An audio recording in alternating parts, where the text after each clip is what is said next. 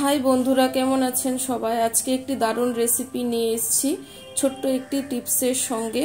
আশা করি আপনাদের সকলের পছন্দ হবে। আজকের রেসিপি মাছের ডিমের ভাজা। এখানে আমি 200 গ্রাম মাছের ডিম নিয়েছি। ভালো করে ডিমটাকে মেখে নিচ্ছি।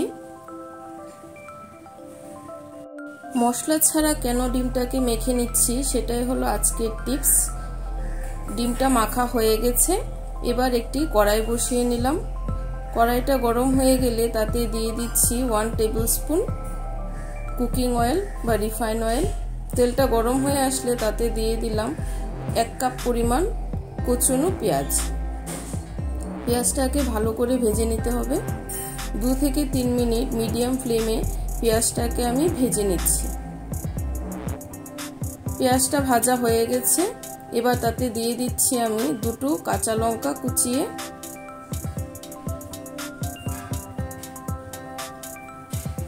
পেঁয়াজ কাঁচা লঙ্কা একটু ভেজে নিলাম। এবার তাতে দিয়ে দিচ্ছি পরিমাণ মতো নুন আর 1 টিস্পুন হলুদ গুঁড়ো। নুন হলুদটাকে ভালো করে মিশিয়ে নিচ্ছি পেঁয়াজের সঙ্গে। এবার আমি তাতে দিয়ে দিলাম মাখিয়ে রাখা মাছের ডিম। কন্টিনিউয়াসলি নেড়ে মাছের ডিমটাকে ভেজে নিচ্ছি। 5 মিনিট আমি কন্টিনিউয়াসলি নেড়ে চেড়ে ভেজে নিচ্ছি আর গ্যাসের ফ্লেমটাকে রেখে দিচ্ছি মিডিয়ামে।